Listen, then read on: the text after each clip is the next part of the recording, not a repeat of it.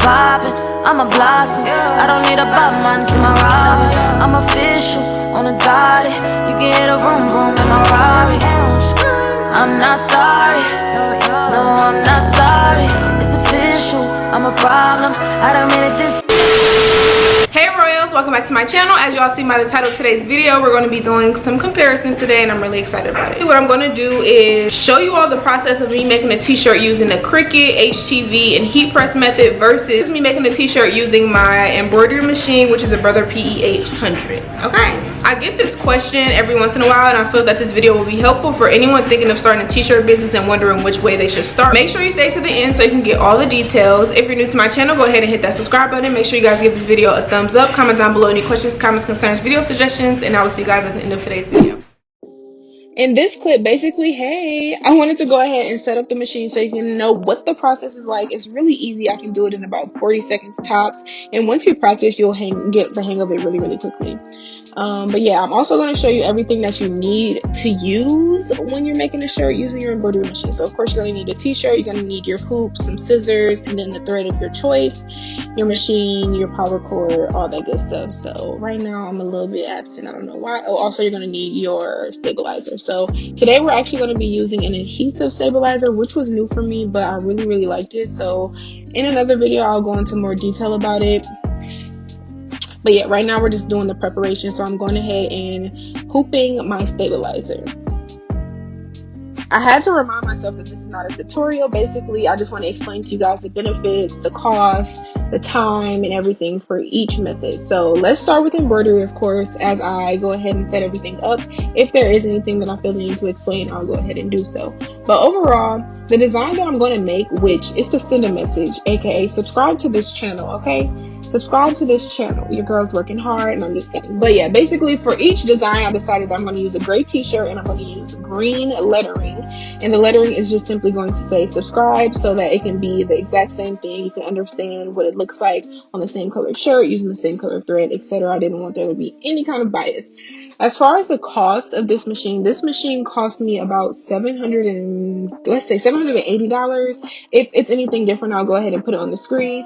With that machine, it came with some bobbin, it came with a few clips. I had to purchase my own stabilizer as well as my own thread color separately, which the thread colors cost me about $40, and then the stabilizers, I bought a few different ones, but the one that I actually ended up liking, I believe, cost me about $20 to $25. Again, if I'm incorrect, I'll go ahead and put that on the screen.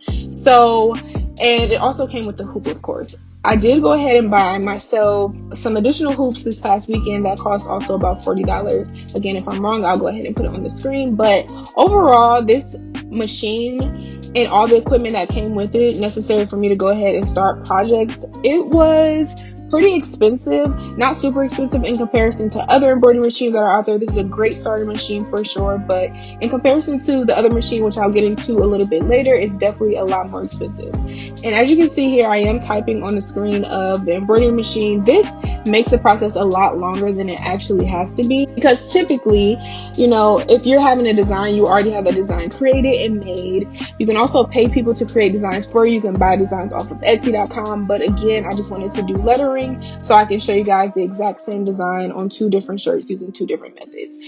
Now that we have covered pricing on this particular machine, I also want to go ahead and talk about time.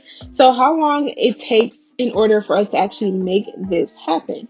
So this particular project, setting it up was pretty quick. When I had to thread the machine, that takes me 0 time, if I'm being honest. It's like super fast. I don't even care about it. I actually enjoy doing it. And then clipping the shirt or clipping the stabilizer is also not an issue for me. That probably takes me like 1 to 2 minutes in terms of like figuring out the placement of the shirt, making sure that everything is even. As far as the actual embroidery process though, it took 16 minutes. But what I do appreciate about embroidering is that it's hands off pretty much once the design starts. You don't have to worry about it for a couple of minutes. The machine tells you exactly how long it'll take. You make sure you stay on top of that, or actually you can literally hear when the machine stops, so you don't physically have to be near it or anything, but it is good just to stay nearby just so you can understand what's going on, make sure that you don't have anything caught. Typically I would have the shirt over the machine to make sure that it doesn't embroider another part of the shirt, but in order for you all to see the process, I decided to just do it this way and keep a closer eye on it than I typically would in order to make sure that it doesn't double embroidery the shirt. But yeah, so as far as time, this is a little bit more, well, I won't say a little bit more time consuming. It is more time consuming, but I do feel as though it's worth it because the look of the machine, I mean, not the look of the machine, the look of the project, it's such a sophisticated, and I just love it. I don't know how to explain it, but I'll continue to explain more. Let's talk a little bit about maintenance when it comes to embroidery, or just when it comes to our machine. So when it comes to this machine, as far as maintenance, you have to re-oil the machine. Threading the machine, I guess you can also consider as maintenance, but to me, it's fun. I enjoy it. Another thing is threading the bobbin, which is something that is an extra step for embroidery, which again is something that is really quick. If you guys want me to show you how I thread the bobbin on my machine, then I will do so. But like I said, it's really cool. As far as maintenance, so far I haven't had to do anything other than refill the bobbin as well as rethread my machine anytime I want another color. So as far as maintenance, I would definitely rate that like a 9 out of 10. So at this point, I completed the entire design. I just went ahead and clicked OK on the touch screen, and then I'm going to remove the hoop off of my machine. And at that point, I think I got it out of frame on accident, but I just went ahead and separated the hoop from the actual shirt, ripped off the adhesive stabilizer.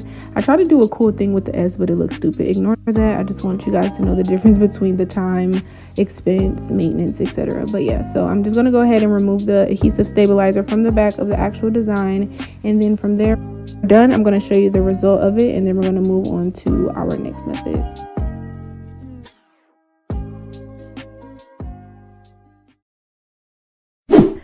So in this clip here, I just basically set up my computer so that I can go into Cricut Design Space and type out the word subscribe.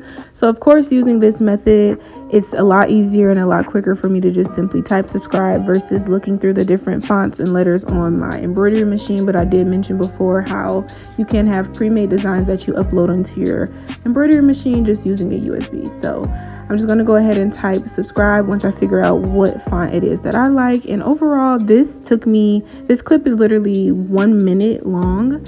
And that was me finding a font, typing it out, clicking make it, and then moving it over, choosing the option to mirror the design, and preparing it for cutting. So I'm going to show you when I set up the computer, and then we're going to move on from there. So in the beginning of this clip, I really wanted to show where I click to mirror the image for whatever reason, because I always think I'm recording a tutorial, but I'm just going to go ahead and set everything up.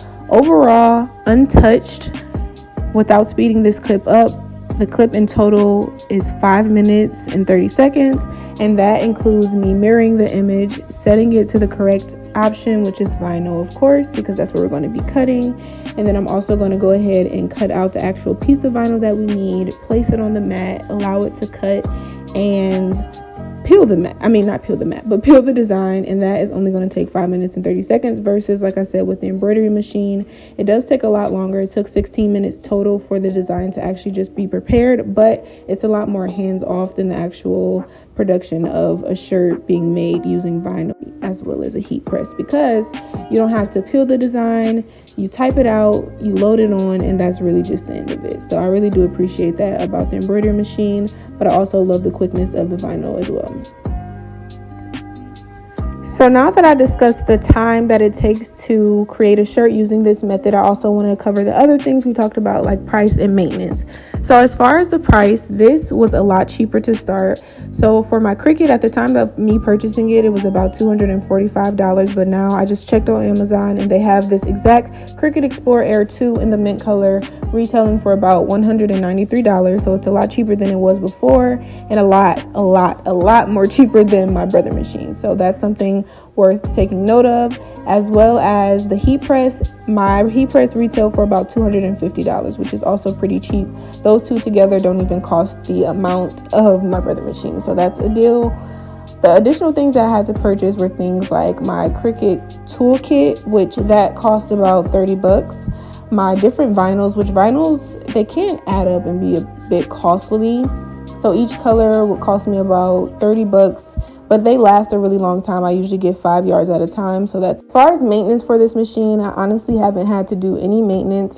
Looking into it before purchasing it, I did know that people discuss having to replace the needles on their machine so that it's sharp when it stops cutting their vinyl, but I haven't had that issue yet. I use my machine pretty often, and I've had it for about 1.5 years, almost 2 years now. So I'm really happy with the maintenance of this machine. So I'll also rate that about a 9.5 out of 10.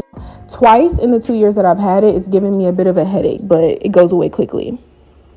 So at this point in the video, I'm going to go ahead and work on actually applying the vinyl to the shirt, which brings me to the point of placement.